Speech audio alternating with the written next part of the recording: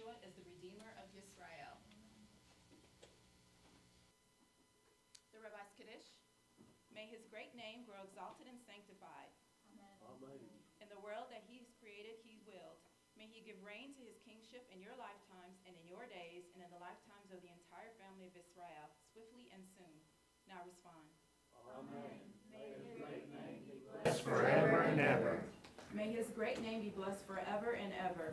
Blessed, praised, glorified, exalted, extolled, mighty, upraised, and lauded be the name of the Holy One.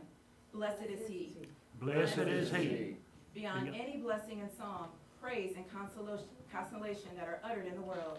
Now respond. Amen.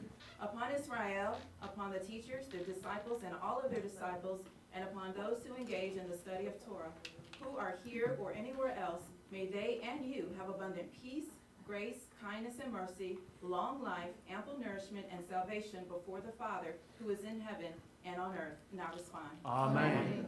May there be abundant peace from heaven and good life upon us and upon all Israel. Now respond. Amen. He who makes peace in his heights, may he in his compassion make peace upon us and upon all Israel. Now respond. Amen. This is from Tehillim, number 2, or chapter 2, Psalms. Why do the nations rage and the peoples meditate emptiness? The sovereigns of the earth take their stand, and the rulers take counsel together against Yahweh and against his Messiah, and say, Let us tear apart their bonds and throw away their ropes from us. Alas, Yahweh mocks them. Then he speaks to them in his wrath and troubles them in his rage, saying, But I have set my sovereign on Zion, my set-apart mountain. I inscribe for a law, Yahweh has said to me, You are my son, today I have brought you forth. As has been, and I make the nations your inheritance, and the ends of the earth your possessions. Break them with a rod of iron, dash them to pieces like a potter's vessel. And now be wise, O sovereigns, be instructed, you rulers of the earth. Serve Yahweh with fear and rejoice with trembling. Kiss the chosen, lest he be enraged, and you shall perish away as soon as wrath comes. Blessed are all those taking refuge in him. And now for the Barku. Bless Yahweh, the Blessed One. Blessed Yahweh, the Blessed One, for all eternity. Baruch et Yahweh Barak, Baruch Yahweh Barak Le'olam Vayed. Remember the Sabbath day to keep it holy. 6 days you shall labor and do all your work. But the seventh day is the Sabbath of Yahweh your Elohim. In it you shall not do any work. For in 6 days Yahweh made heaven and earth, the sea and all that is in them, and rested on the seventh day. That is why Yahweh blessed the Sabbath day and hallowed it. Speak also unto the children of Israel, saying, Above all my Sabbath shall you keep. For it is a sign between me and you throughout your generations, that you may know that I am Yahweh who sanctifies you. If you do turn back your foot from the Sabbath, from doing your pleasure on my set-apart day, and shall call the Sabbath a delight, the set-apart day of Yahweh's esteem, and shall esteem it, not doing your own pleasure, nor speaking your own words, then you shall delight yourself in Yahweh. And I shall cause you to ride on the heights of the earth, and feed you with the inheritance of Yahweh your Father, with the mouth of Yahweh has spoken. Amen. And now we will have the blessing over our children. And we're not going to do that. We're going to decipher it. We're supposed to do the blessing of the children. For whatever reason, the slide's missing. I'm so sorry. So now we will have the blessing of our children. Our child. And so if you have any children, come on up to the front. The one. Oh, there's one.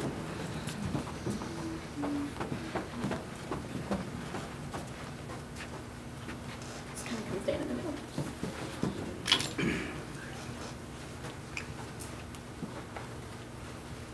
Over our sons, Yisamka, Elohim, Kephraim, Vahim, Manasseh. May Elohim make you as Ephraim and Manasseh. And over our daughters, Yisamek, Elohim, Kesarah, Rivka, Rachel, and Leah. May Elohim make you as Sarah, Rebecca, Rachel, and Leah. Start off children on the way they should go, and even when they're old, they shall not turn from it. Father, open their eyes that they may see wonders from your Torah. Listen, children, to your father's instruction, and do not forsake your mother's teaching, for they are a fair wreath on your head, and chains to adorn your neck. For I know the plans that I have for you, declares Yahovah, plans to prosper you and not to harm you, plans to give you hope and a future. Children, may you flee the evil desires of youth and pursue righteousness, faith, love, and peace, along with those who call on Yahovah out of a pure heart. Finally, children, whatever is true, whatever is noble, whatever is just, whatever is pure, and whatever is lovely, whatever is admirable, if anything is excellent or praiseworthy, think about such things to protect your mind and soul from Hasatan, that you may be blessed beyond measure. Sons, may you grow to be men of righteousness. Like trees whose roots run deep in life-giving water, may you be in the Torah of Yahovah. Daughters, may you come to be courageous women and capable wives whose values are worth far beyond rubies, guiding those in your care in spirit and Torah. Amen. Amen.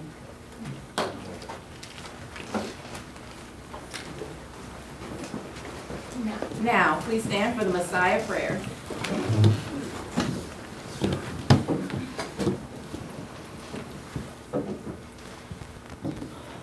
Blessed are you, Yahovah, who has given us the way of salvation and Messiah Yehoshua. He walked among us, filled with your spirit, the only one who ever fulfilled your Torah perfectly. He healed the sick and raised the dead. The multitudes of our people sought his touch. He taught as no other man taught, bringing forth the treasures of the Torah with authority. How the children sought him. The lepers he touched and made clean. He walked among how he divided the outcast, found love and released from their sin. How the hypocrites feared him, whose words uncovered their sin. Despised and rejected, acquainted with grief, he bore the sins of Israel. All of us like sheep went astray, turned everyone to his own way. Our iniquities were laid upon our king. The sins of this world became his burden to bear. He rose from the dead and opened the way to life everlasting. Praise be to his name.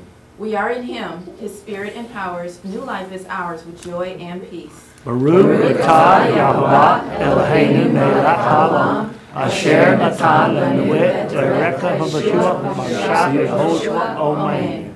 Blessed are you, Yahweh our Elohim, King of the universe, who has given us the way of salvation and Messiah Yehoshua. Amen. And now we will have the blessing of the Shema. Baruch atah Yahovah Eloheinu melech haolam, Yoseh u'uvei, Yoseh oseh shalom u'vorei ra.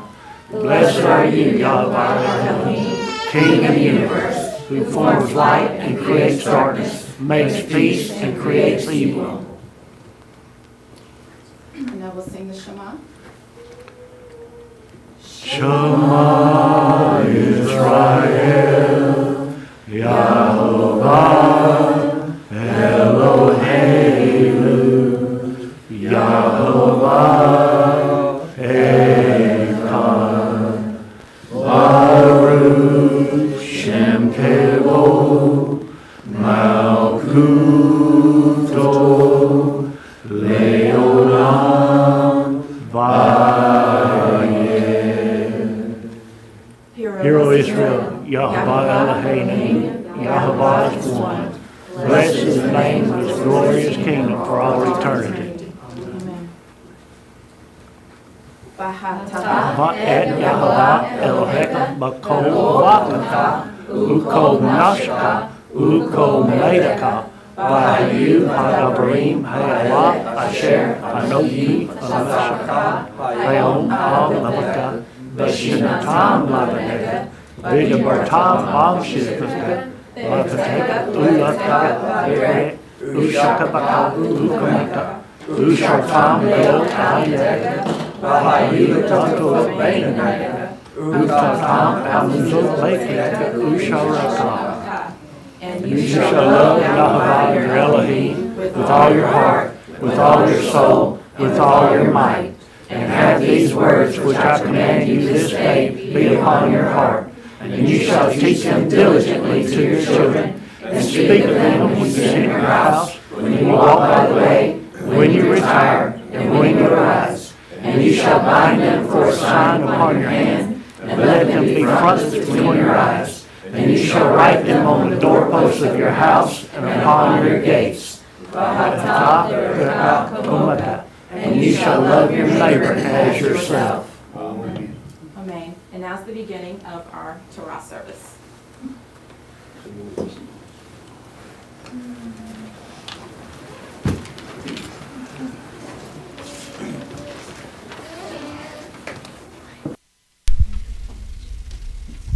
Good morning, Torah observers.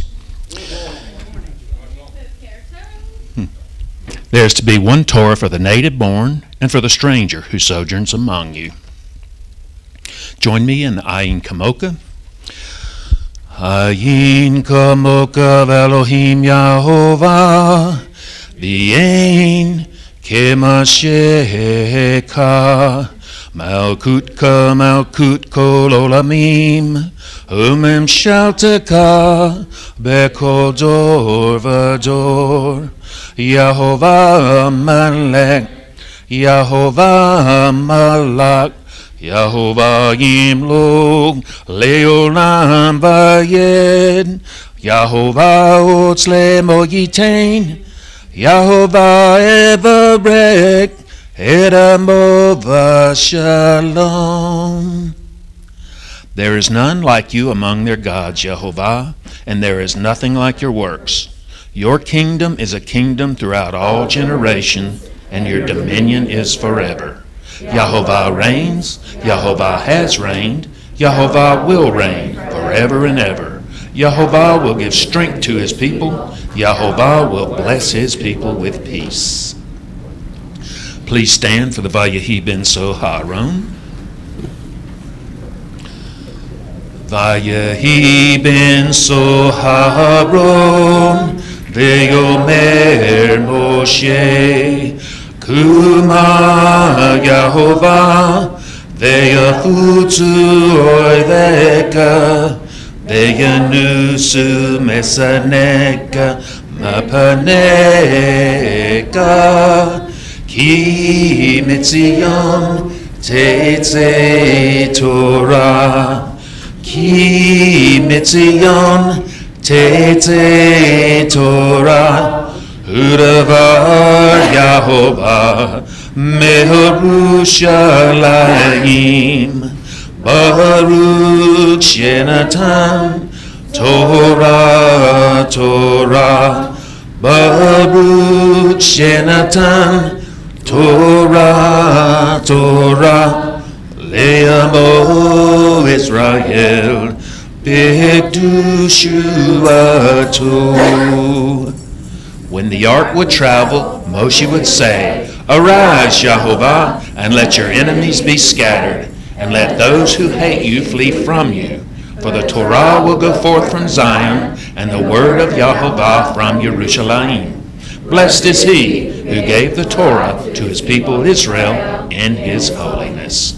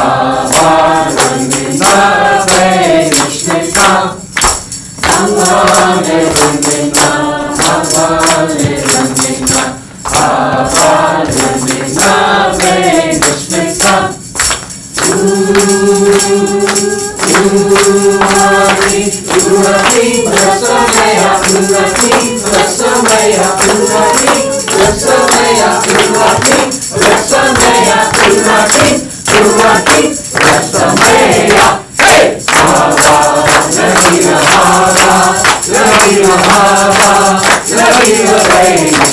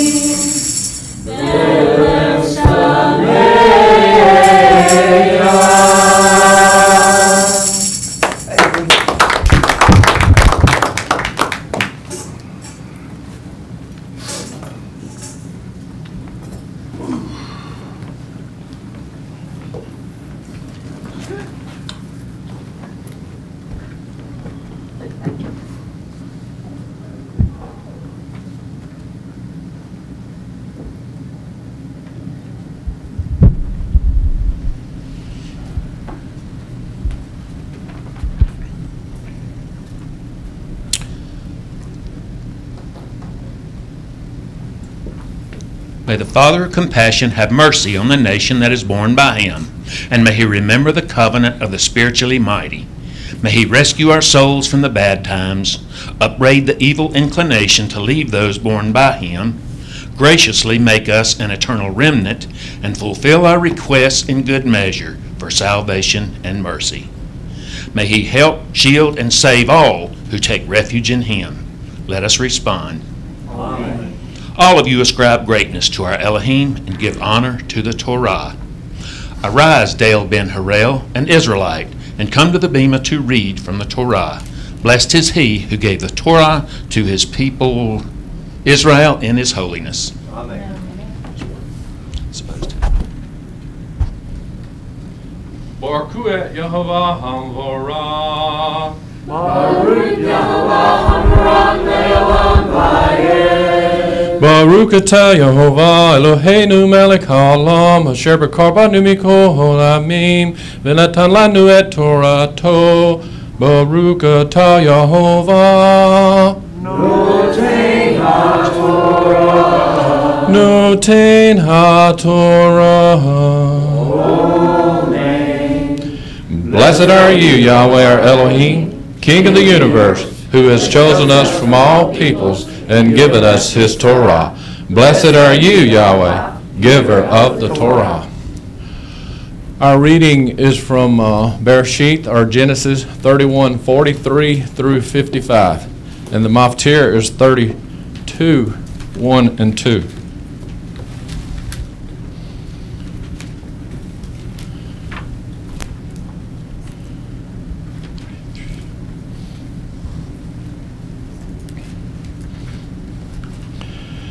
And Laban answered and said to Yaakov, These daughters are my daughters, and these children are my children, and this flock is my flock, and all that you see is mine. But what shall I do today to these my daughters, or to their children whom you have borne? And now come, let us make a covenant, you and I, and it shall be a witness between you and me. So Yaakov took a stone and set it up as a standing column. And Yaakov said to his brothers, Gather stones. And they took stones and made a heap, and they ate there on the heap. And Laban called it Yegar Shadatha, but Jacob called it Gilead. And Laban said, This heap is a witness between you and me today. That is why its name was called Gilead. Also Mitzpah, because he said, Let Yahweh watch between you and me when we are out of each other's sight. If you afflict my daughters, or if you take other wives besides my daughters, although no man is with us, see, Elohim is witness between you and me. And Laban said to Yaakov, See this heap, and see this standing column, which I have placed between you and me. This heap is a witness, and this standing column is a witness, that I do not pass beyond this heap to you, and you do not pass beyond this heap and this standing column to me for evil.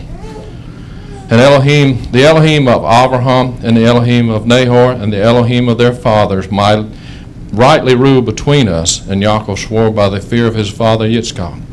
And Yaakov brought an offering on the mountain and called his brothers to eat bread.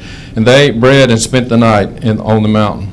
And Laban rose early in the mountain and kissed his sons and daughters and blessed them. And Laban left and returned to his place. Amen. And the maftir. And Yaakov went on his way, and the messengers of Elohim met him. And when Yaakov saw them, he said, "This is the camp of Elohim." And they called the name of this place Matahayim. Amen. Baruch atah Yehovah Eloheinu melech haolam asher natan lanu taret hamed v'kayei olam nata b'dikenu Baruch atah Yehovah Noten HaTorah Noten HaTorah. Blessed are you, Yahweh, our Elohim, King of the universe, who has given us the Torah of truth and has planted eternal life in our midst. Blessed are you, Yahweh, giver of the Torah. Amen.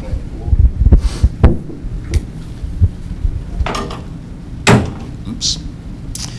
He who blessed our forefathers Abraham, Yitzchak, and Yaakov, may he bless Dale ben Harel, who has come up to read from the Torah in honor of Yahovah and his word. As a reward for this, may the Holy One, blessed is he, protect him and rescue him from every trouble and distress, from every plague and illness, and may he send blessing and prosperity in his every endeavor together with all Israel, his brethren. Let us respond.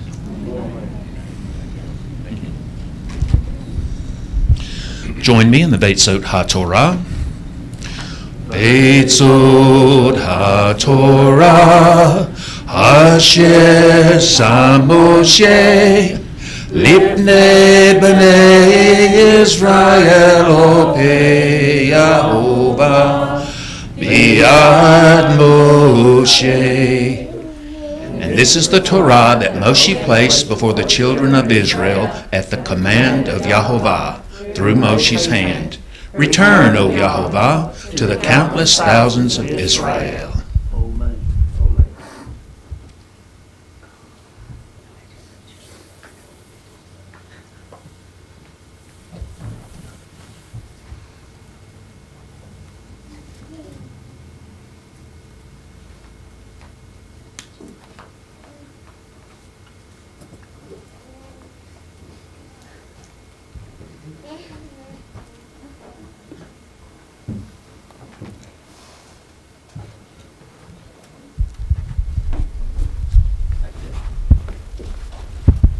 You may be seated.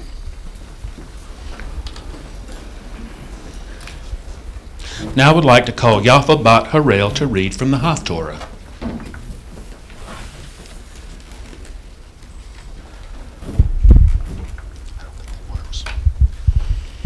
Join me in the opening Haftorah blessing.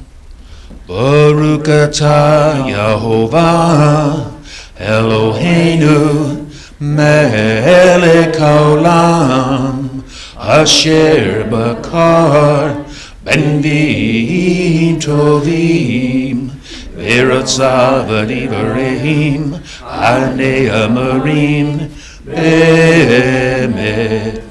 Baruch atah Yehovah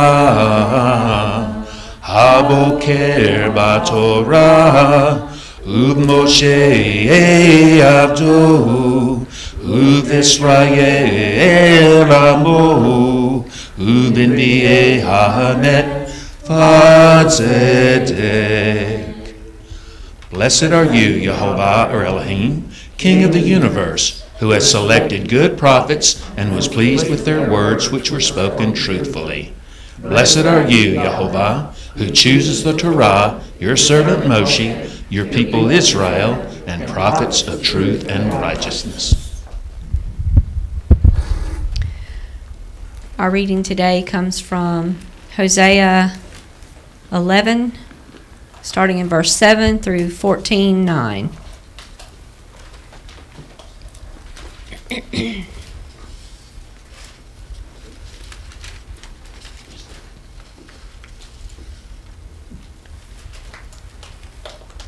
My people are bent towards backsliding from me. Though they call to the one above, none of them exalt him. How could I give you up, Ephraim? How could I hand you over, Israel? How could I make you like Admah? How could I set you like Zeboam? My heart turns within me. All my compassion is kindled. I shall not let the heat of my wrath burn. I shall not turn to destroy Ephraim. For I am El and not man, the set apart one in your midst, and I shall not come in enmity. Let them follow Yahweh. Like a lion he roars. When he roars, then suns shall tremble from the west. They shall tremble like a bird from Mitzrayim, and like a dove from the land of Asher.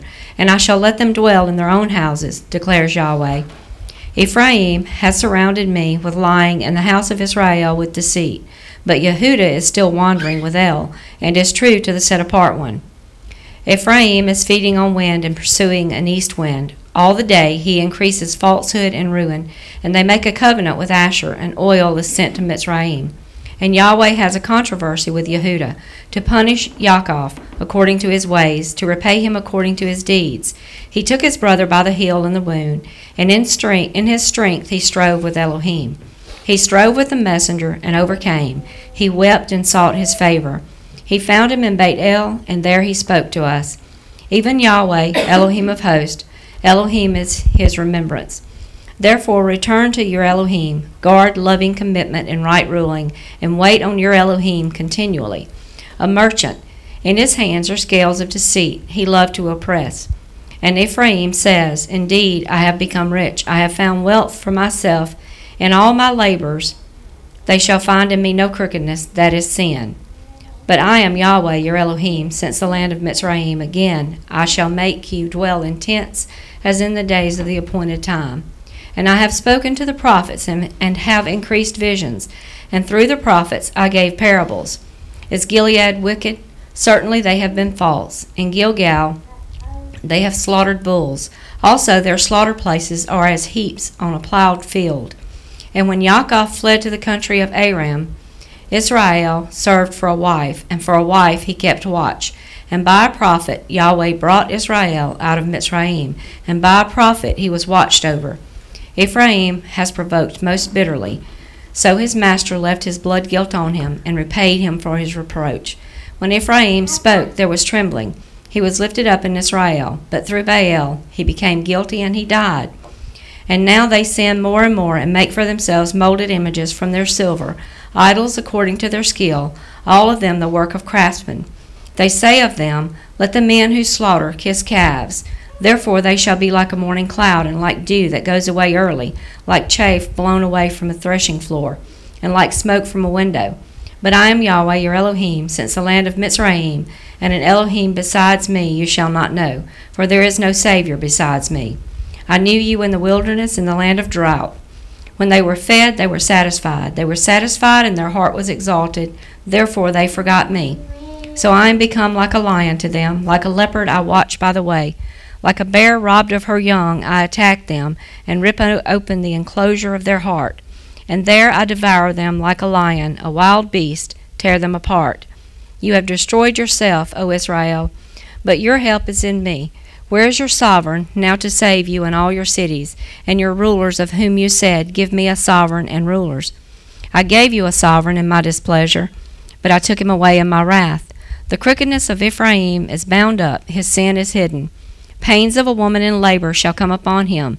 He is not a wise son, for it is not the time that he should delay at the breaking forth of children. From the power of Sheol I ransomed them from death. I redeemed them. Where is your plague, O death? Where is your destruction, O Sheol? Repentance is hidden from my eyes. Though he bears fruit among his brothers, an east wind comes, a wind from Yahweh comes up from the wilderness, and it dries up his fountain.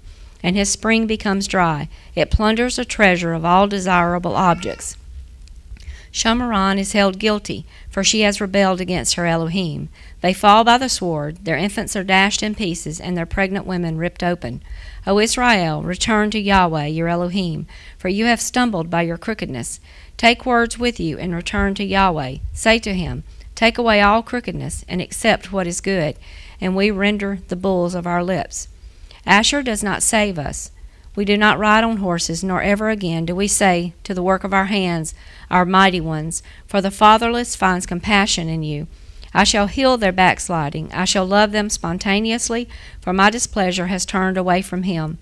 I shall be like the dew to Israel. He shall blossom like the lily, and strike out his roots like Lebanon.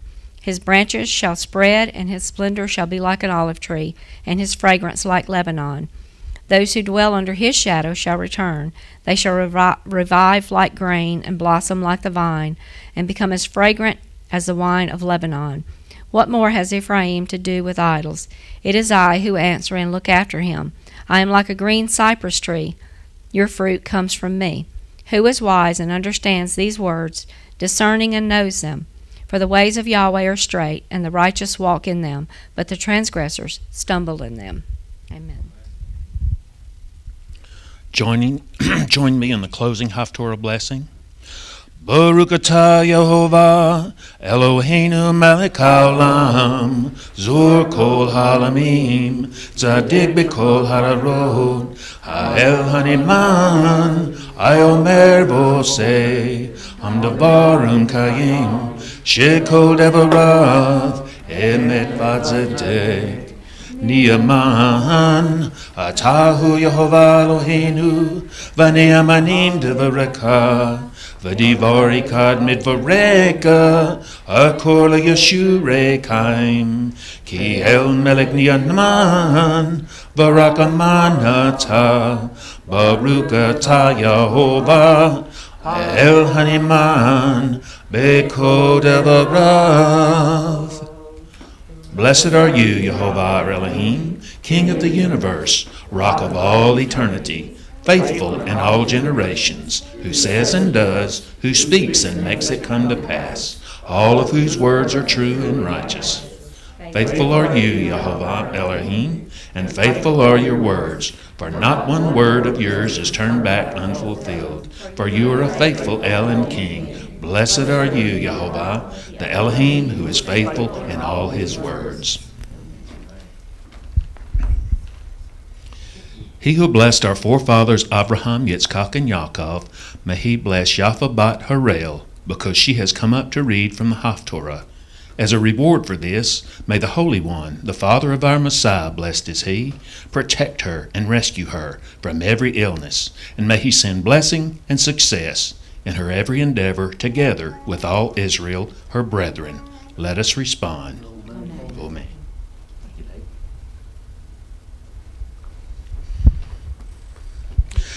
Now I would like to call Daphne bat Avraham to come and read from the second writings. Join me in the opening blessing for the second writings. Baruch atah Yehovah, Eloheinu melech haolam, asher natan lanu Mashiach Yehoshua, v'haketuvim shel hatalmudim. Baruch atah Yehovah, noten habrit haTorah. Blessed are you, Yehovah our Elohim, King of the universe, who has given us Messiah Yehoshua and the writings of the Talmudim. Blessed are you, Yehovah, giver of the covenant of the Torah.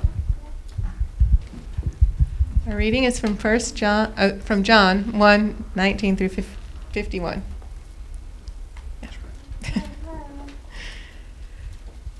Now this was the witness of Yochanan when the Yehudim sent from Jerusalem priests and Levites to ask him, "Who are you?" And he confessed and did not deny, but confessed, "I am not the Messiah." And they asked him, "What then are you, Eliyahu?" And he said, "I am not." "Are you the prophet?" And he answered, "No." Therefore they said to him, "Who are you, so that we give an answer to those who sent us? What do you say about yourself?" He said, "I am a voice of one crying in the wilderness, make straight the way of Yahweh, as the prophet Yeshayahu said." And those sent were of the Pharisees. And they asked him, saying, "Why then do you immerse, if you are not the Messiah, or Eliyahu, nor the prophet?" Yochanan answered them, saying, "I immerse in water, but in your midst stands one whom you do not know, the one coming after me, who has become before me, whose sandal strap I am not worthy to loosen." This took place in Beth Anya, beyond the Yarden, where Yochanan was immersing. On the next day, Yochanan saw Yehoshua coming toward him, and said, "See, the Lamb of Elohim who takes away the sin of the world." And this is he of whom I said, after me comes a man who has become before me, for he was before me. And I did not know him, but that he might be revealed to Israel. Therefore I came immersing in water. And Yochanan bore witness, saying, I have seen the Spirit coming down from heaven like a dove and remain on him. And I did not know him, but he who sent me to immerse in water said to me, upon whom you see the Spirit coming down and remaining on him, this is he who immerses in the set-apart Spirit. And I have seen and have witnessed that this is the Son of Elohim. Again, the following day, Yochanan was standing with two of his taught ones, and looking at Yehoshua walking, he said, See the Lamb of Elohim. And the two taught ones heard him speaking, and they followed Yehoshua. And Yehoshua, turning and seeing them following, said to them, What do you seek? And they said to him, Rabbi, which means teacher, where are you staying? And he said to them, Come and see. They went and saw where he was staying, and remained with him that day. Now it was about the 10th hour. Andri, the brother of Shimon Kepha, was one of the two who had heard from Yochanan and followed him. First he found his own brother Shimon, and said to him, We have found the Messiah, which means the anointed. And he brought him to Yehoshua, and looking at him, Yehoshua said, You are Shimon the son of Yonah, you shall be called Kepha, which means a stone. On the following day, Yehoshua wished to go to Galil, and he found Philip and said to him, Follow me. And Philip was from Bethsaida, the city of Andri and Kepha. Philip found Nathanael and said to him, We have found him whom Moshe wrote of in the Torah and the prophets, Yehoshua of Nazareth, the son of Joseph. And Nathanael said to him, Is it possible for any good matter to come out of Nazareth? Philip said to him, Come and see. Yehoshua saw Nathanael coming toward him and said of him, See, truly a Israeli in whom there is no deceit. Nathanael said to him, From where do you know me? Yehoshua answered and said to him, Before Philip called you, when you were under the fig tree, I saw you. Nathanael answered and said to him, Rabbi, you are the son of Elohim, you are the sovereign of Israel. Yehoshua answered and said to him, Because I said to you, I saw you under the fig tree, do you believe? Greater than that you shall see. And he said to him, Truly, truly, I say to you, from now on you shall see the heaven opened, and the messengers of Elohim ascending and descending upon the son of Adam. Join me in the closing blessing for the second writings. Baruch atah Yehovah, Eloheinu melech haolam, asher natan lanu hadavar hayamed, v'kaye olam nata b'tukenu. Baruch atah Yehovah, asher natan lanu Mashiach Yehoshua, v'haketuvim hatalmadim. Blessed are you, Yehovah our Elohim, King of the universe, who has given us the word of truth and has planted eternal life in our midst. Blessed are you, Yehovah, who has given us Messiah and the writings of the Talmudim. He who blessed our forefathers Abraham, Yitzchak, and Yaakov, may he bless Daphne Bat Abraham, because she has come up to read from the second writings in honor of Messiah and his teachings. As a reward for this, may the Holy One, the Father of our Messiah, blessed is he, protect her and rescue her from every trouble and distress, from every plague and illness, and may he send blessing and success in her every endeavor, together with all Israel, her brethren. Let us respond. Please stand and join me in the Etz Chaim He. Etz Chaim He, למקזיקים בה וצומקיה מאושר דרכיה דרכי נועם וכל נתיבותיה שלום השיבנו יהובה Aleka Banashuva Kadesh Kadesh Yameinu Kadesh Yameinu Kekedim. It is a tree of life to those who take hold of it, and those who support it are praiseworthy. Its ways are the ways of pleasantness, and all its paths are peace. Bring us back, Jehovah, to you, and we shall come, renew our days as of old. This concludes the Torah service. You may be seated.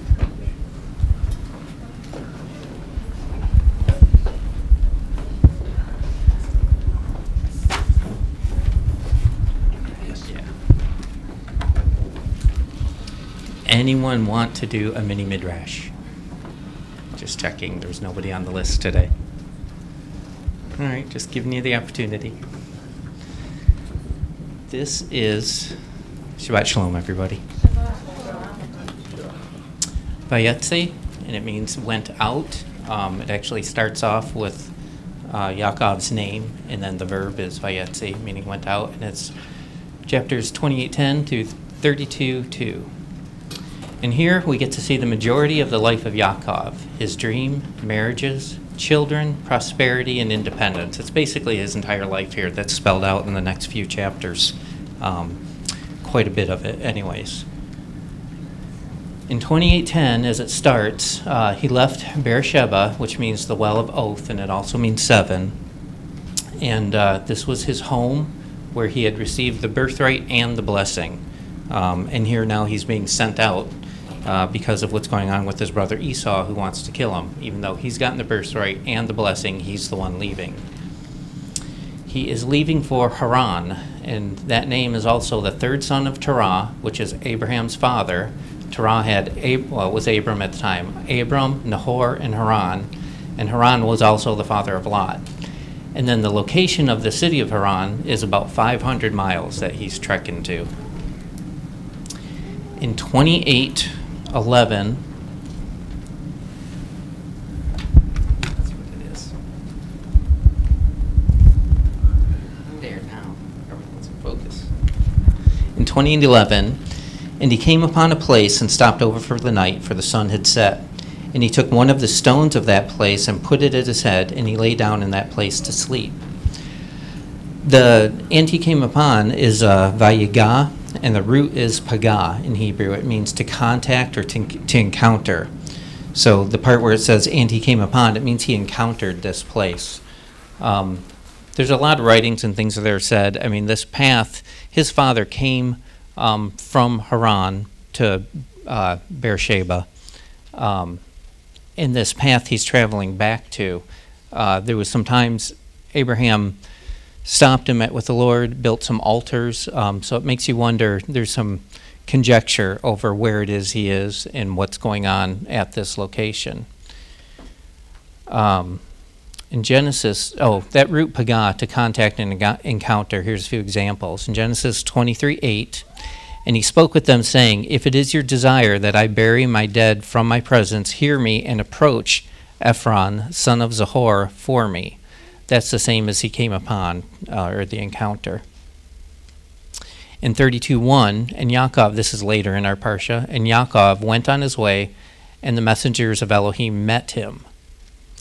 And in that first one was Genesis 32:1. This is Exodus 23:4.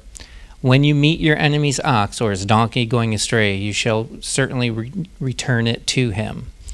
So this is just to say it's not a point where he just stumbled upon this place. There was everything in the Father's timing is appointed, and this is happening right at sunset, where he's going to need to rest for his journey.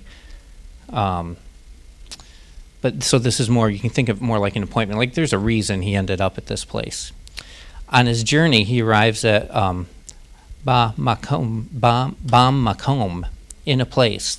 And it actually means a certain place or the place. This is why there's so much conjecture about where this actual location is. And if we're skipping ahead here, Genesis 35:6-7, and Yaakov came to Luz, that is Baal, which is in the land of Canaan, he and all the people who were with him, and he built there a slaughter place and called the place El Bethel, because there Elohim appeared to him when he fled from the face of his brother. So this is describing the event and the location of where he ended up at. And you can see previously it was also known as Luz. This place was called Luz, and it's a Lamed Vav Zadeh. And this root is used in Genesis 30:37. And Yaakov took for himself rods of green poplar and of the almond and chestnut trees, peeled white stripes in them, and exposed the white which was in the rods. So that root, luz, has the meaning of the almond. So there's just more of a connection here of where this place is and possibly the importance of it. This place, named the House of El, was associated with the almond. In Shemoth, Exodus 25, when the Israelites are commanded to take up a contribution to make a set-apart dwelling places, the branches of the menorah is to have almond blossoms complete with buds and petals. I want to say it said it about 8 times in Exodus 25 as it's describing the menorah, what's to be found on it, just meaning the importance of these almonds. He take, really, is that what it says? I couldn't even say it because it sounds so incorrect.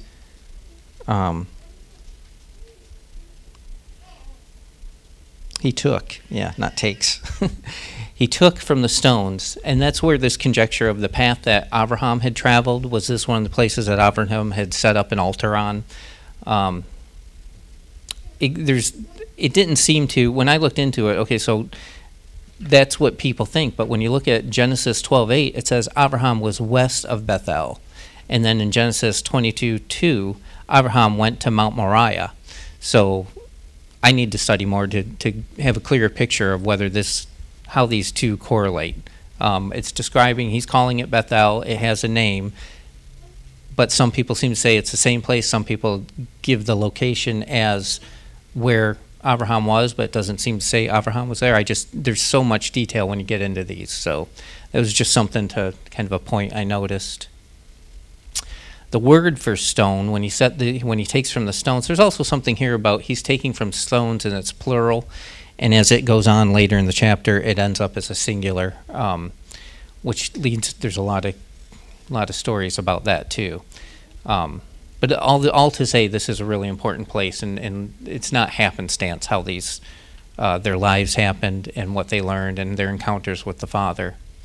But this word for stone is aven, and it's an aleph, beit, nun.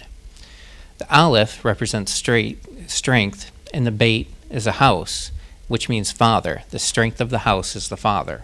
That's the first 2 letters of the Hebrew alphabet. The beit nun, nun is an heir or an offspring or a seed, and it also means son. And the beit nun, one that continues the house. So the father's house, his strength, the strength of the house is having a son which continues in the father's strength. This stone is the foundation. The father and son are joined as one, and that's the ahad, being one. In 28:12, and he dreamed and saw a ladder set upon the earth, and its top reached to the heavens, and saw messengers of Elohim going up and coming down on it. This is the dream he's having as he's at this place resting for the evening. And there's so much that happens with dreams in Scripture. There's a lot of insight and interpretation and prophecy in the sense of understanding what's really being told with this. But this word sulam, which is translated as ladder, this is the only time it's used in Scripture. It comes from the root salal, and which means to elevate or to raise up. Some people say it can be a stairway. Some people say it can be a ramp. Nobody knows, I guess, but they've translated it as ladder. And when he dreamed, in John 1:51, and he said to him, "Truly, truly, I say to you, from now on you shall see the heaven opened, and the messengers of Elohim ascending and descending upon the son of Adam." That's our Messiah, Yehoshua. And Yeshua just said he is the means to angels' ascension and descension. So again, that dream is open to interpretation of what he actually saw, what he was thinking. There's words that describe the pictures we see, but also there's, when the Father deals with us, it's on so many different levels. We'll just move on from that. But it's the Messiah. And then in 13 it actually says, "And see, Yahovah stood above it and said, I am Yahovah, Elohim of Abraham, your father, and the Elohim of Yitzchak. The land on which you are lying, I give it to you and your seed." And that's that blessing of the Zerah and the Eretz, the seed and the land. This is that blessing that the Father has chosen, called Abraham out of what he understood, started having a relationship with him, taught him his Torah, his instructions, passed it on to his son, who is now, like I said, at the end of the last chapter, Isaac wasn't real clear what Isaac understood, actually right until the end of the chapter when he gives this blessing to Yaakov. And he says, "And El Shaddai bless you," this is 28:3, "And El Shaddai bless you, and make you fruitful and increase you, and you shall become an assembly of peoples, and give you the blessings of Abraham, to you and your seed with you, so that you inherit the land of your sojournings with which Elohim gave to Abraham." So this is that blessing that is being passed down through the generations. These are why these are the patriarchs, Abraham, Isaac, and Jacob. He is also told, "The seed will be as the dust of the land, and will break forth to the west and east and north and south. And all the mishpachat, families, tribes, or nations, will be blessed in your seed." And that's just 28:14. Scripture is actually translated as the clans of the land, be blessed in you and your seed. And in 15, this actually shows Yahovah's commitment to his covenant, saying he will not leave you until he has done what he has spoken. "And see, I am with you, and shall guard you wherever you go, and shall bring you back to this land. For I am not going to leave you until I have done what I have spoken to you." We can trust the Father. When he says something, it's going to come to pass. It might not be in the time frame we understand it, but it will happen. We can rely on that. We can look back all through Scripture to the stories that were told. I mean, last Parsha also, for Yaakov to be born, Isaac and Rebekah waited 20 years, and then the child was born. I mean, the promise will happen, and that's the faith having that. But again, not on our time. It's the perfect timing of the Father. His word will fulfill his will. And then there's a way to say this in any language. And it's giving people a hint. The world calls it magic. And it's actually abara kadabra. Bara is to create, and dara is the word. Apparently in any language, that's how you say, "I will create what I have spoken." But so the whole world actually knows Hebrew. They just don't know they do. We need to know what his promises are so that we can petition the fulfillment in our prayers. We need to know what he's promising us when we go before him, when we're asking for needs. He's really only God and only the Father when our desire is to be in line with his desire and to truly help fulfill his plan and to be a vessel and be used by him.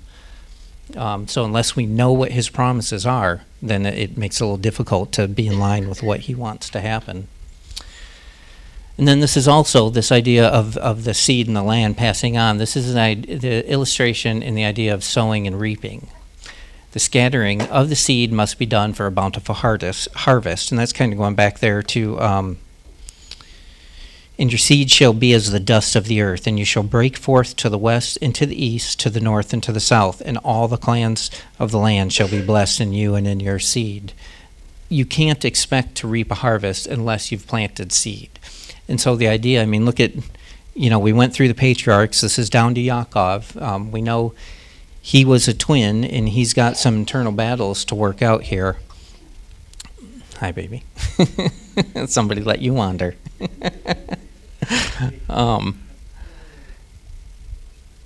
But he, where he's been sent away to go gather a wife.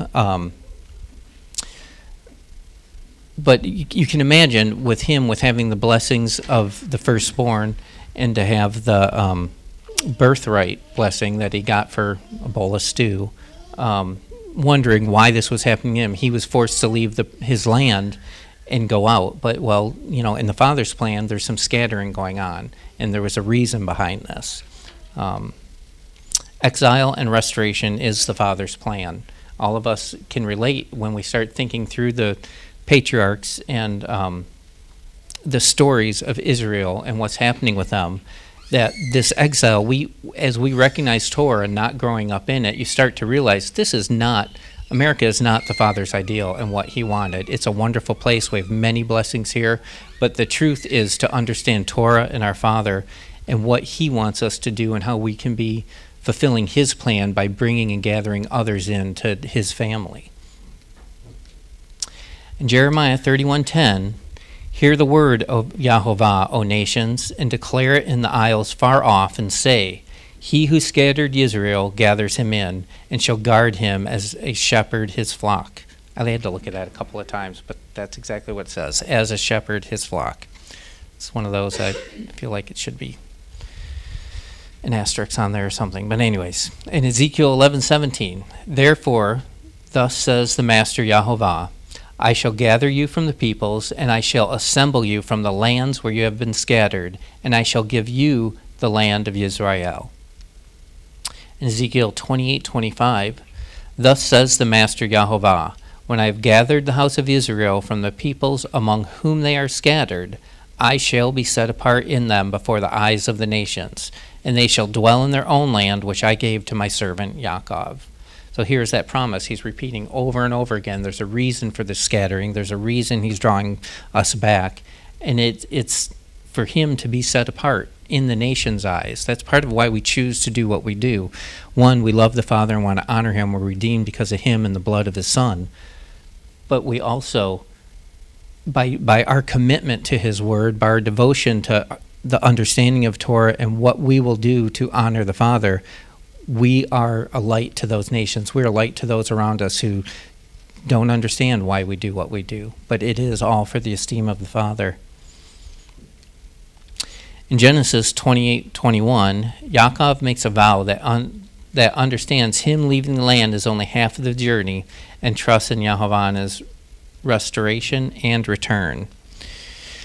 And this is where he's saying, when I have returned to my father's house in peace, and Yahovah has been my Elohim, then this stone which I have set as a standing column shall be Elohim's house. And all of that you give me, I shall certainly give a tenth to you. When he really understands what role he plays in the Father's plan, he understands that it's all about the Father. And him just committing to give a tenth back is just a thank you. I mean, none of it's his, and just this simple understanding of returning what wasn't his in the first place because of the blessings, because of what he's received, is going to give esteem to the Father. That's where it belongs. He calls this stone Elohim's house. Therefore, thus said the Master Yahovah, see, I am laying in Zion a stone for a foundation, a tried stone, a precious cornerstone, a settled foundation. He who trusts shall not hasten away. And that's Isaiah 28:16. And he shall be for a set-apart place, but a stone of stumbling and a rock that makes for falling to both the houses of Israel, as a trap and a snare to the inhabitants of Jerusalem. This dream started with him placing this stone, and the stone is a recurring message. We know who the stone is, but this is giving us some other ideas of what this stone is and the purpose of this stone, and it is dual-fold.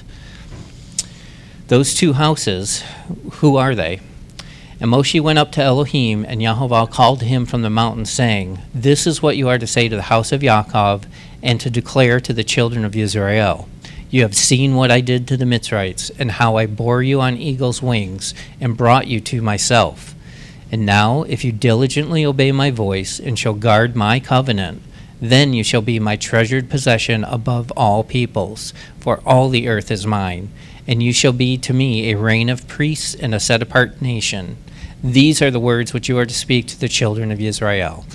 This applies to us as we graft in, as we want to learn Torah and have the Father as our Father.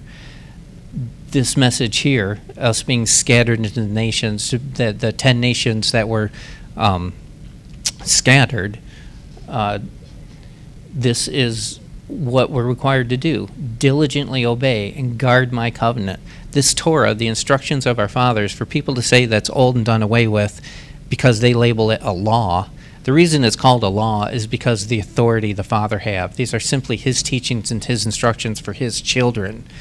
If my Father tells me to do something and I absolutely believe in it and treat it as a law, then yes, I am under the law and willing to do it because it's my Father and He's going to bless me with because I'm His child. There's so many different avenues to go in this. It takes so much to work through some of this detail. I don't even know if I'm giving a clear message. This is just a few of the things I found.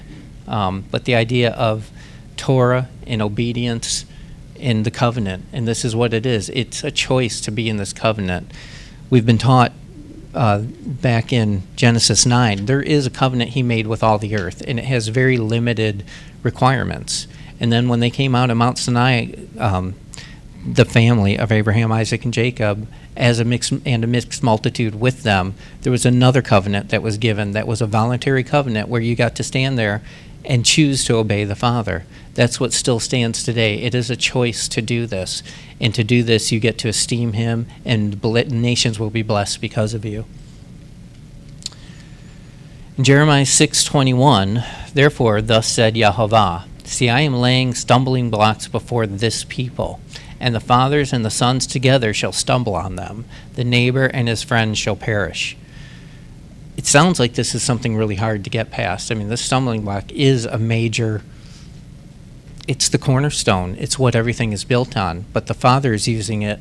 I mean, when we think of something that you're building with as a foundation, this to also be called a stone of stumbling, you can see the duality and the purpose of this. It is so important. Nothing else can be built unless this foundation is laid.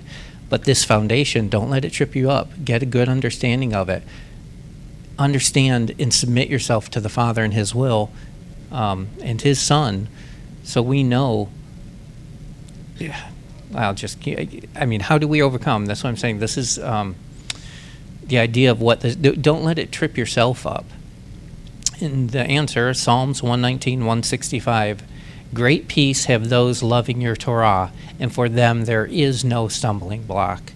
So this must be talking about the nations, or people that are not in covenant, or people that prejudge the Father and His Word with whatever religious system you're following. If it's not coming out of Scripture, if it's not that Word that was made flesh that showed us the example where He tells us it's not too hard to do, and out of love and obedience, because we've already been redeemed by His blood, we have the ability, we love the Torah, so there is no stumble for us.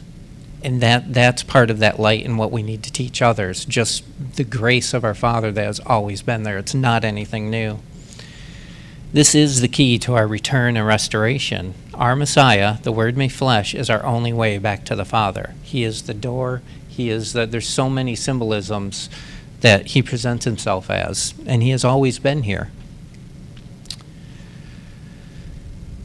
That's kind of what I got out of this, is that it's this rock. I mean, this rock that Yaakov laid the foundation and calls it shall be Elohim's house. And this cornerstone, depending on how you approach it, it's going to be a blessing to you, or you're going to stumble over it. Like I said, there's so many ways it can trip you up. And if it's just head knowledge, if you're just studying because it's words on a page, if you don't have that heart and that love relationship to understand what the Father is truly expressing, and like I said this last week, God becomes God when you start becoming the person He wants you to be.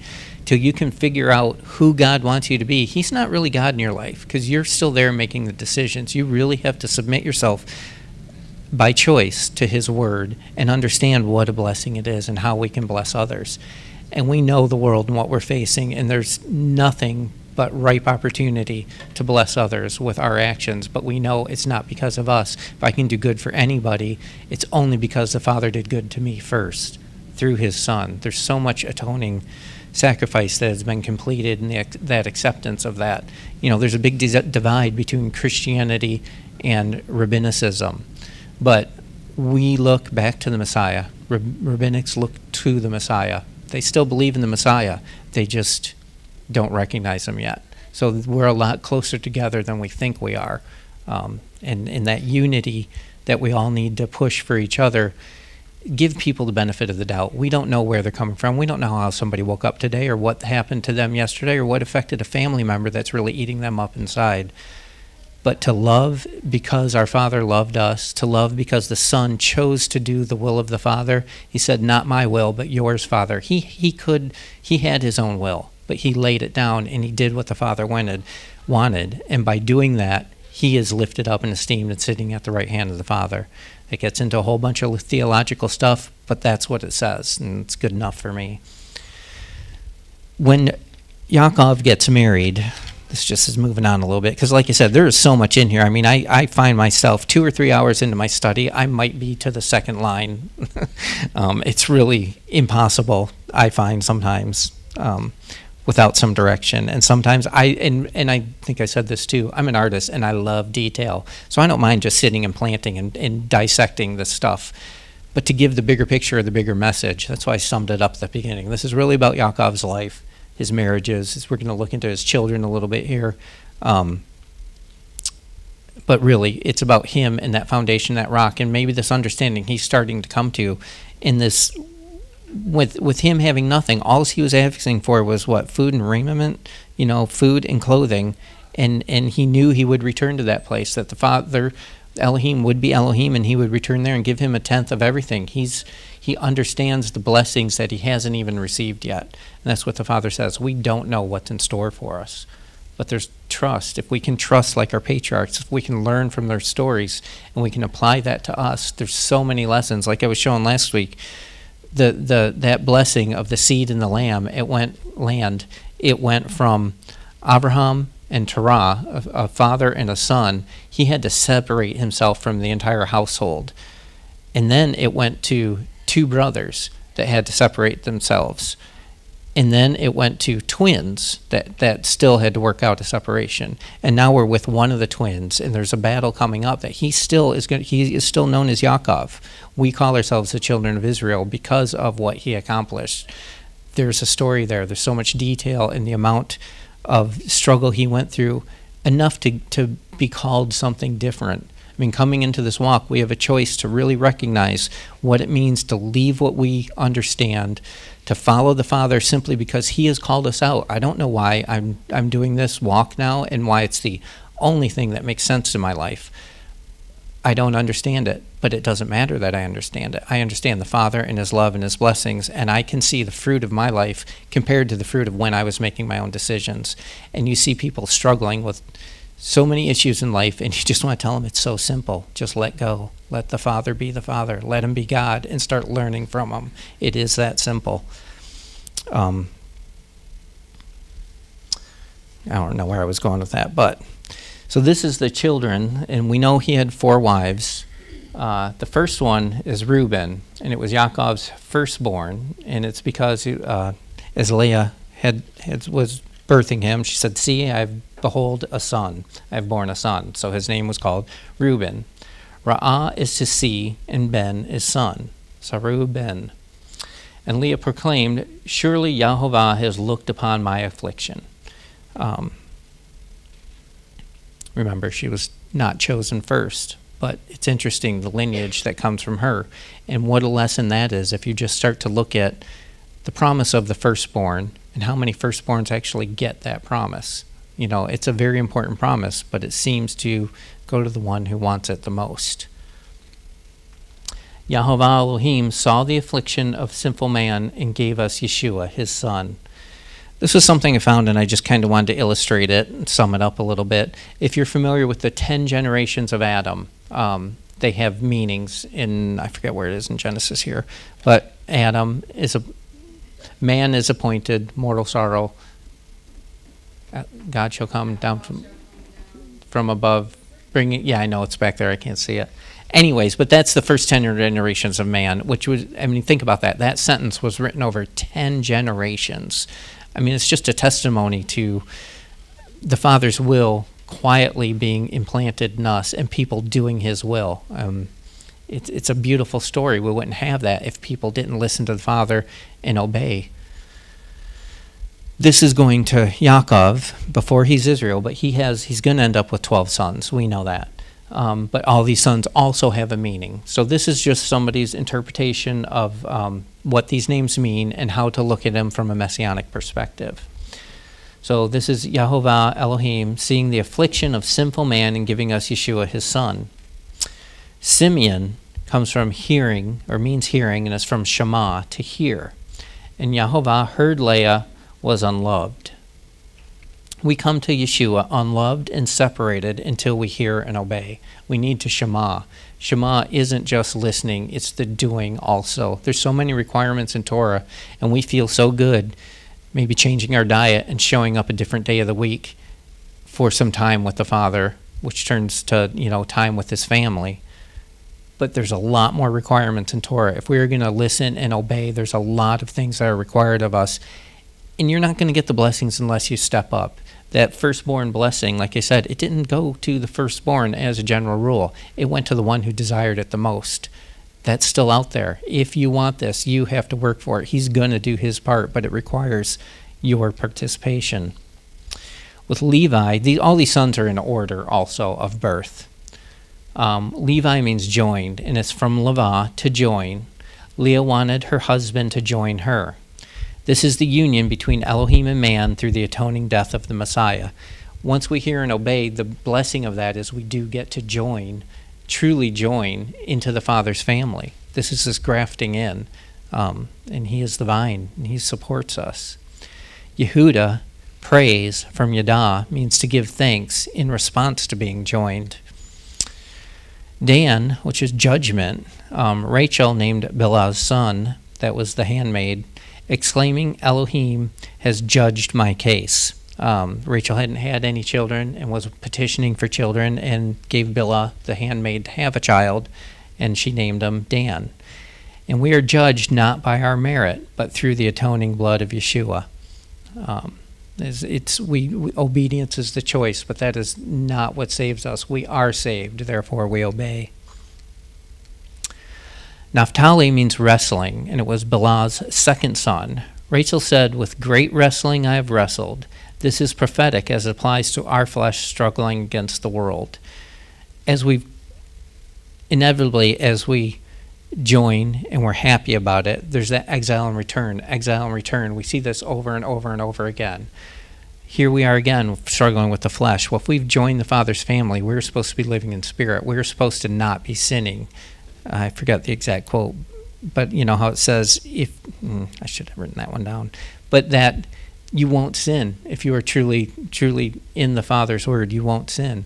And we know what struggles we go through. There is this battle of exile and redemption, and it is always the Messiah that we are atoned and redeemed through. Genesis 36:2, why do you do this, O foolish and 32:6, why do you do this, O foolish and unwise people? Is he not your Father who has bought you? We have been redeemed by the blood of his Son. Gad, the next in line, means a troop or a company from God to invade or attack. This foretells the fellowship of believers in the family of Yah. The idea of all of us coming together, you can see the growing going on. What's so interesting about this process is, it starts with one man, but that one man's household gets divided, the family gets divided. The family gets divided even more with twins who, in a sense, they are the same person but walking in two bodies. That's what a twin is. And then even out of that twin, there's a single one of them that has to go through this sifting process and this division in himself, all for the reason of joining a larger group. The Father is so dualistic in how he teaches. He's way beyond our concept of how we learn and how we understand, and his ways are higher than our ways. He gladly tells us that. Asher means happy, from Ashar, to pronounce or call blessed. Leah was called blessed. True happiness comes from walking in right relationship with our fellow believers in the Elohim. Leah is happy because she has another son, and she will be called blessed because of it. That's what she tells us as the child is being born. If I just turn the page.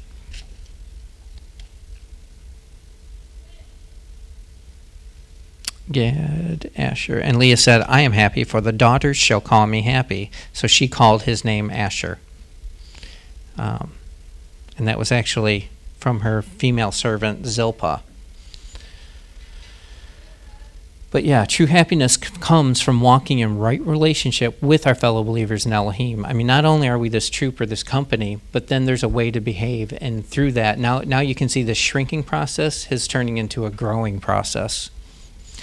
Yizakar, higher, from Sakar, means higher, wages, pay, reward. Once we join the family of Yah, the ultimate reward is eternal life with our Creator.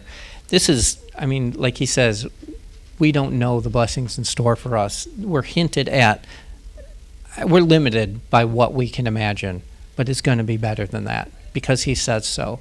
So why limit him? Let God be God and let be his children and be willing to have your mind blown, be willing to not limit him by telling him how he should behave, how we should be rewarded, how if you just let him be God, things become so much easier.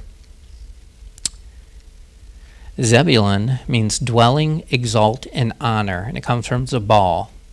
And the meaning, what was said was, now my husband will dwell with me. We, the bride, look to our bridegroom to dwell eternally with.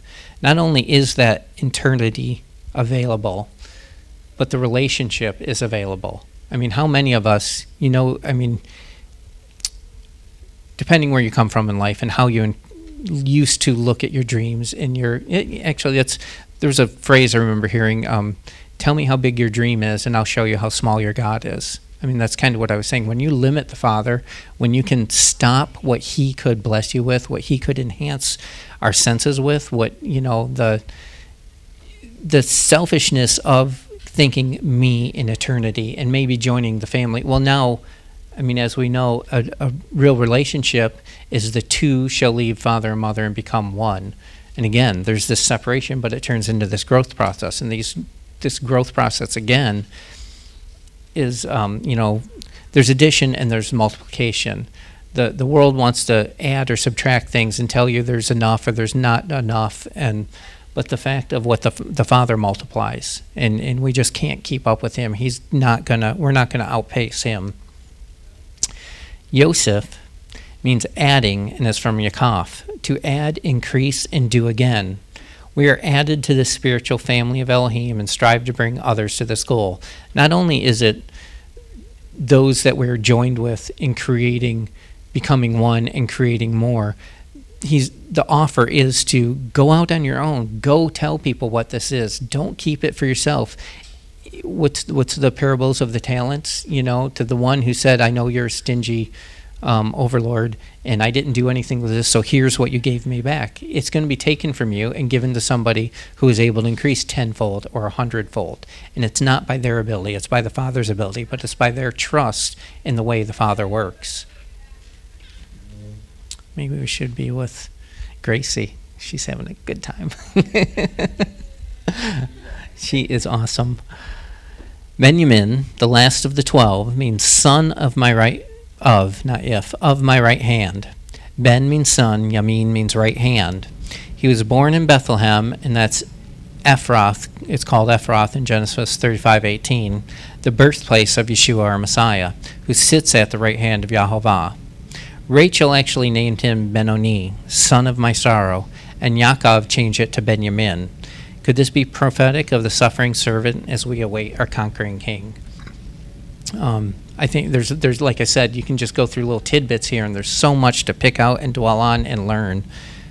But to sum up what all these names, behold or see the sun, surely Yahovah has looked upon my affliction.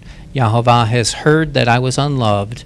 My husband will be joined to me. I will praise Yahovah. Elohim has judged my case. With great wrestlings have I wrestled. A troop comes. I am happy, and I will be called blessed. Elohim has given me my wages. Elohim has endowed me with a good gift. Now my husband will dwell with me.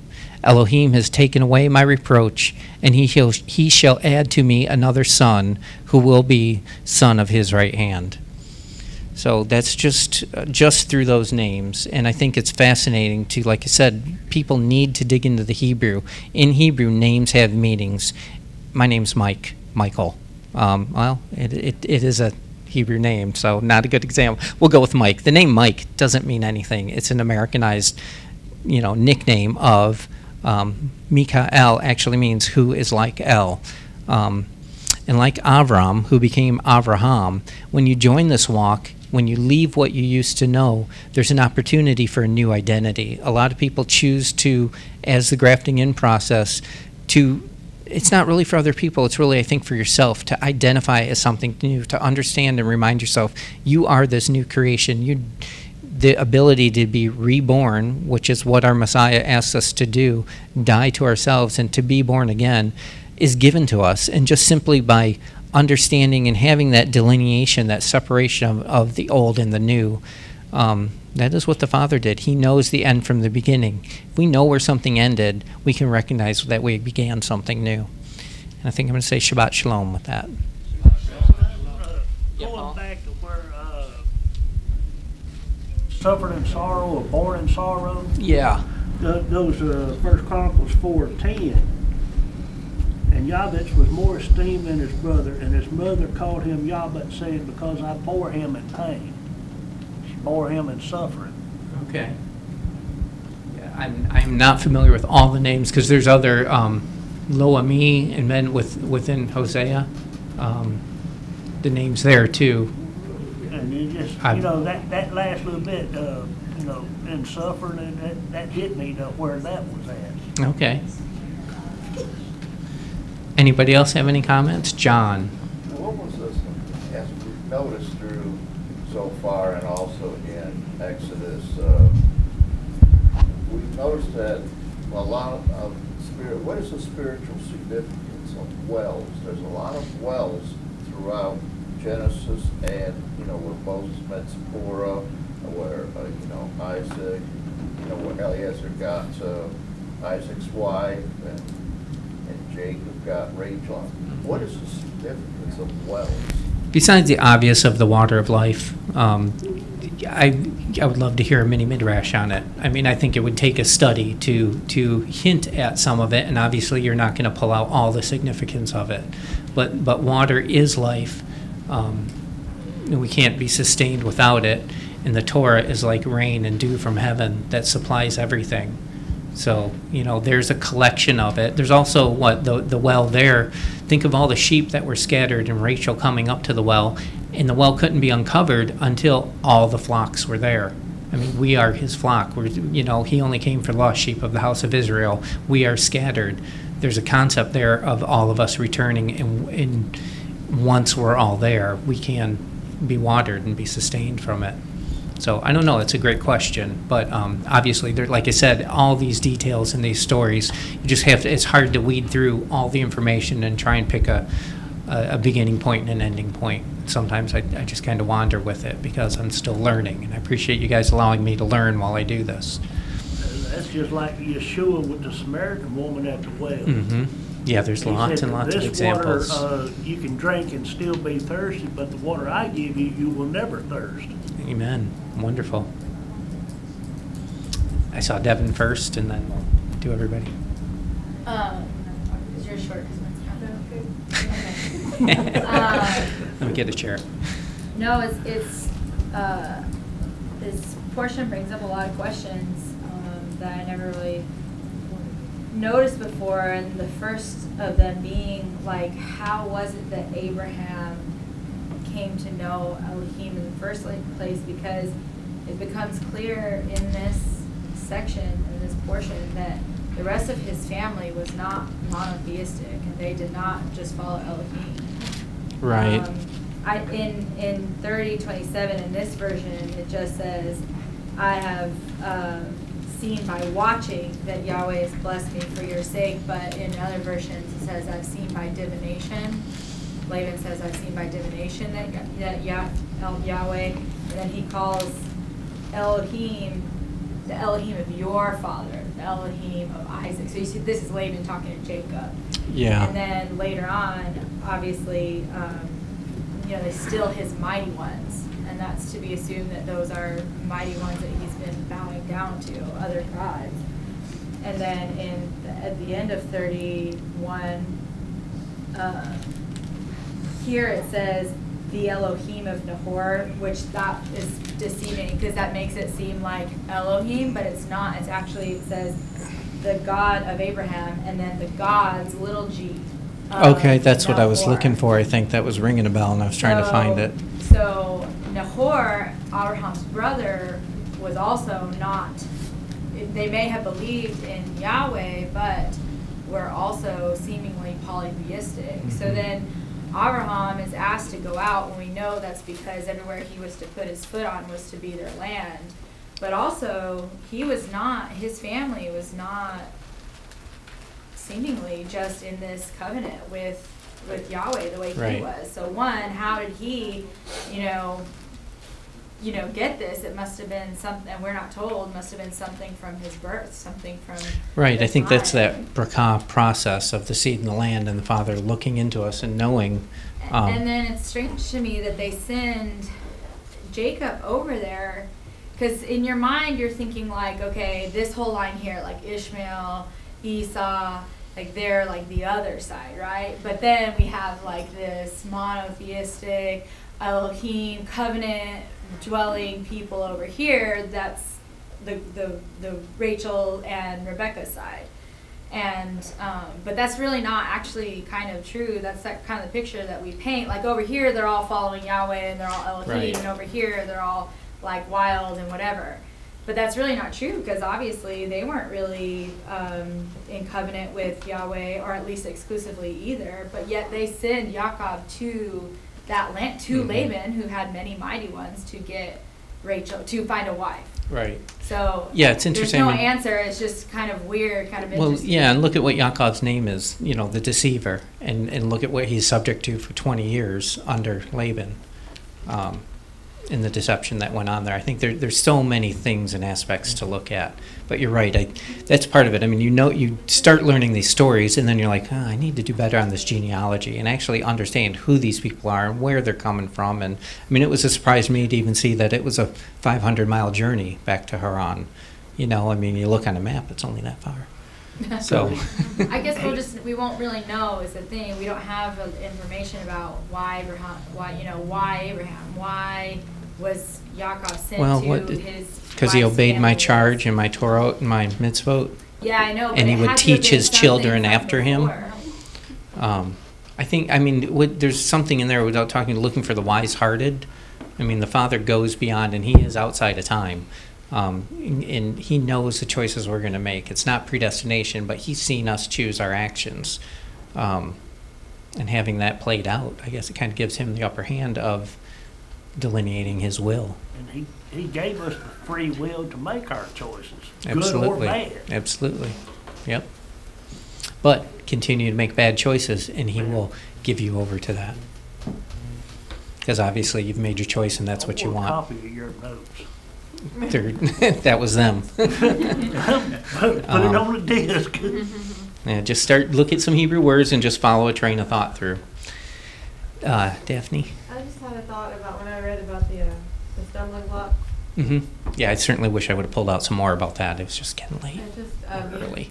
It just made me think of, and it's one of the things that kind of makes, I don't want to get too much into it, but like you come to this and you think, oh yeah, that's what was going on all along. It's like, it was his all along, even when I didn't realize it or something. And it was something that happened in my family. We used to be like and I think it applies to this in that, like we would know better, but we would try to be like the world to them. Like we knew it was wrong, but people that were doing wrong seemed to be doing good and seemed to be having a fun time with it, and they seemed to be prospering in it. And if we tried to do this, we would even say, like, I remember my sister being like, how come other people can do that and they can be happy and be fine, but if we try to do it, it just blows up in our face. And it's like that because we belong to that rock.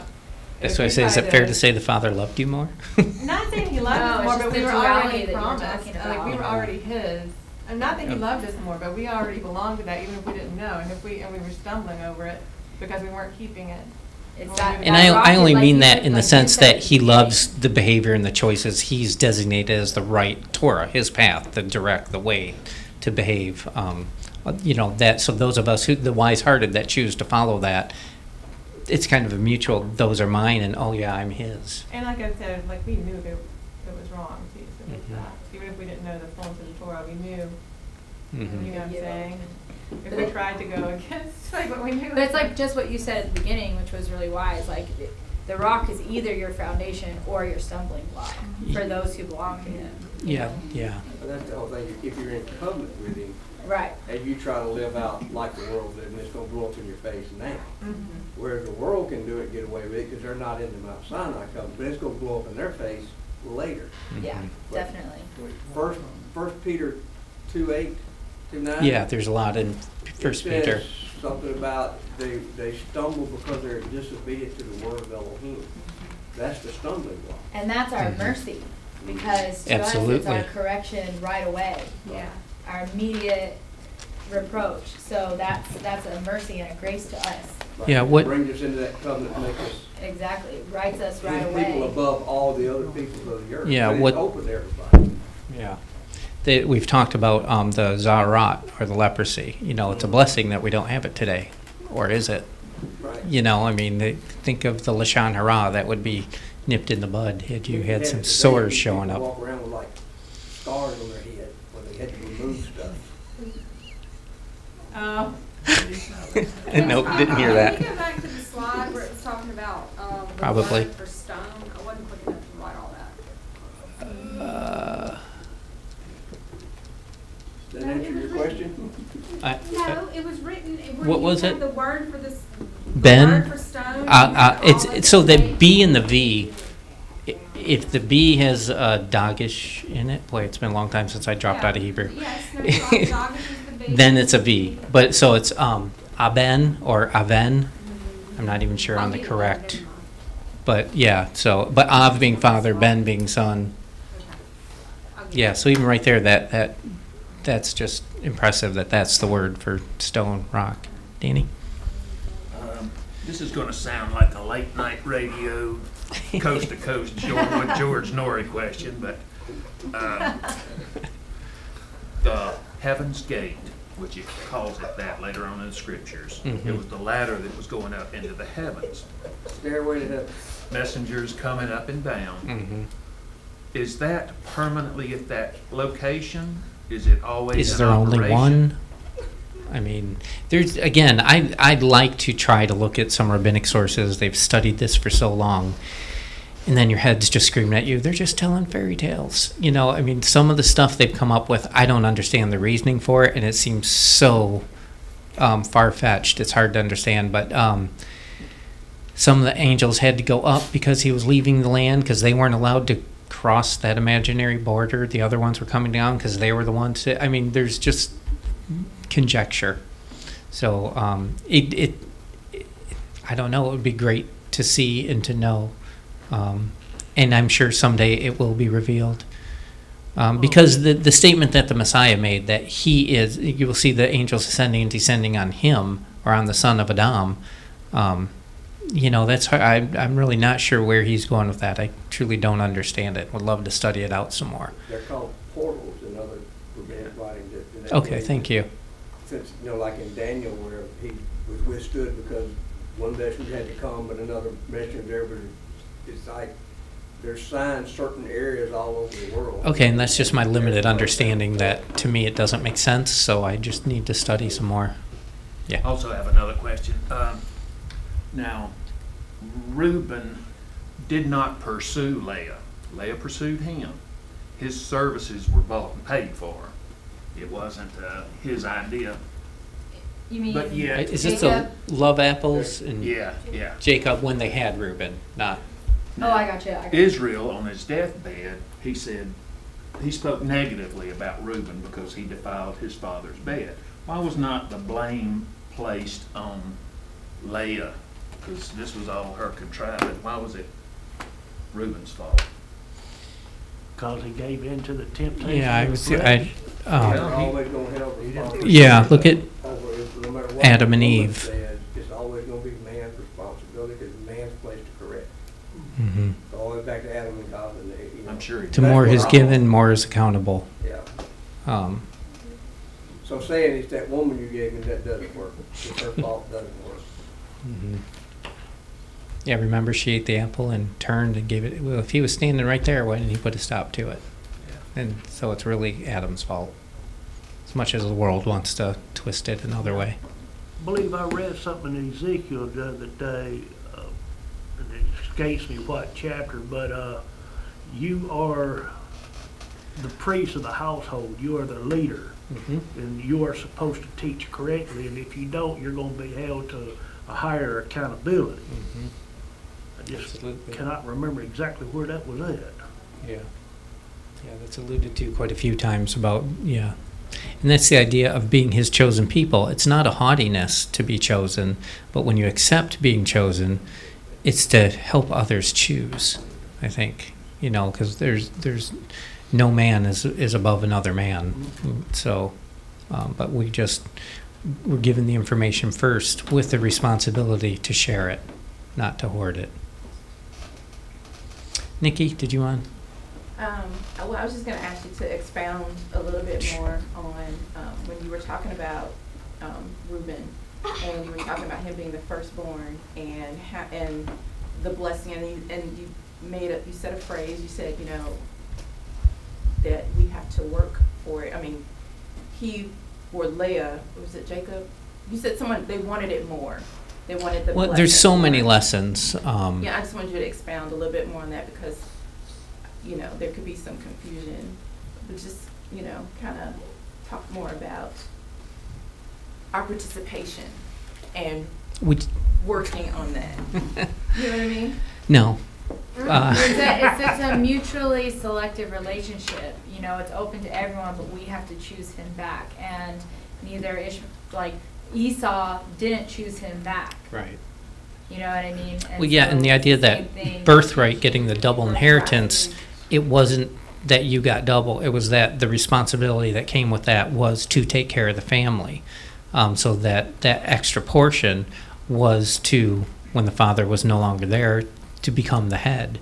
And the father teaches in that hierarchy order, I guess. I mean, even why, you know, your question, Danny, I mean, I've said this before, anything with no head is dead, anything with two heads is a freak. That's not the way the father designed things. And we can look at his example in how this system that he has implanted for our obedience and whose authority we're under and who we really listen to, with him with the ultimate authority. But the way he disseminates that authority, he has an order and a system. He's not the author of chaos or confusion. It's always organized with him. Maybe we don't fully understand how he's organizing, but he's not confusing. For he is the head and we are the body. Amen. So we can move on. Thank you for allowing me another Torah study to do that. And we will finish up our service. Wesley.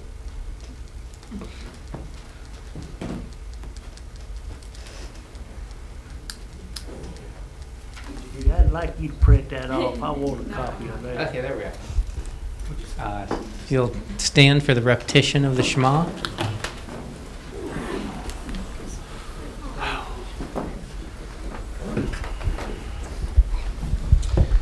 Shema Israel, Yehovah Eloheinu, Yehovah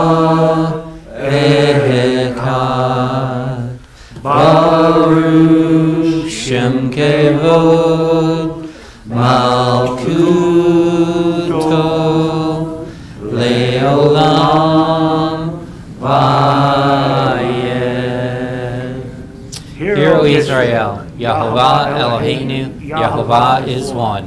Blessed is the name of his glorious kingdom for all eternity.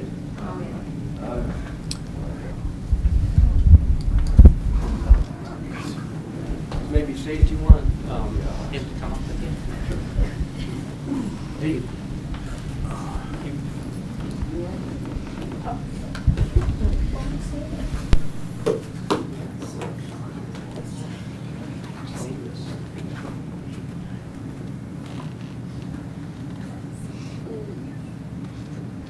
Blessing over the wine.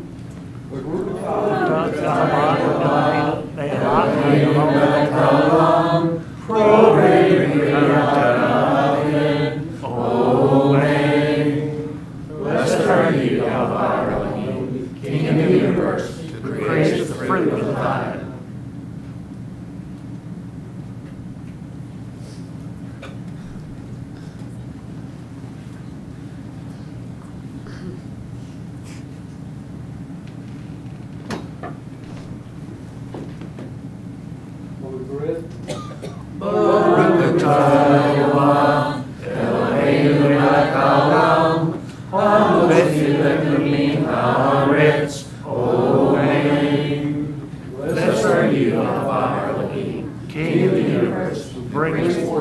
together from the earth.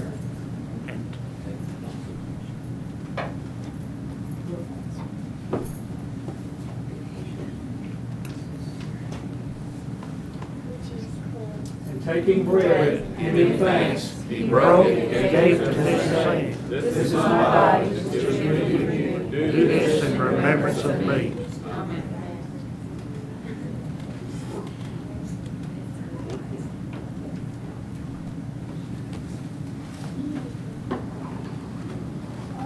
I've set watchmen on your walls over Jerusalem all the day and all the night. Continually you are not silent.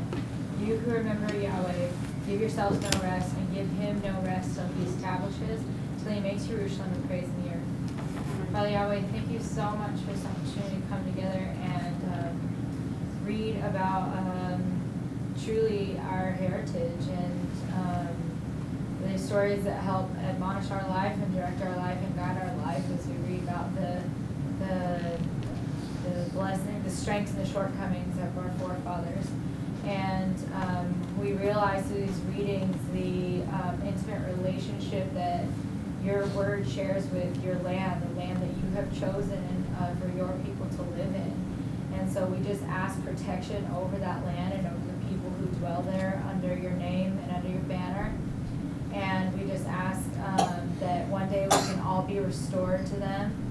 Father, anyone who comes against them will eventually be brought to naught, and we just ask that you would bring judgment swiftly when it comes to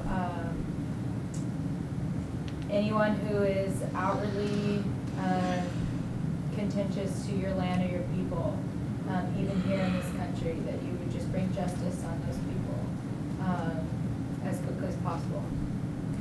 It's in your name, Yahweh Elohim, we pray. Amen. Please stand for the Aaronic prayer.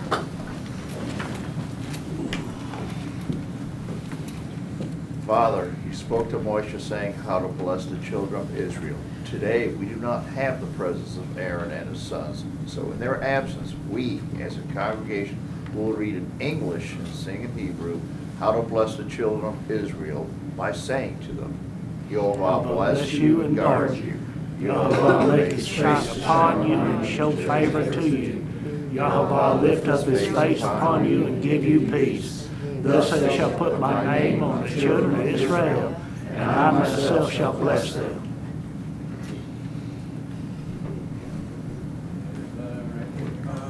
Yehovah b'yishmerecha,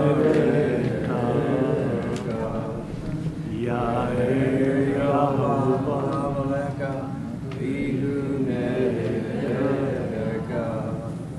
Yisrael Yehovah Alecha Vaysamcha Shalom.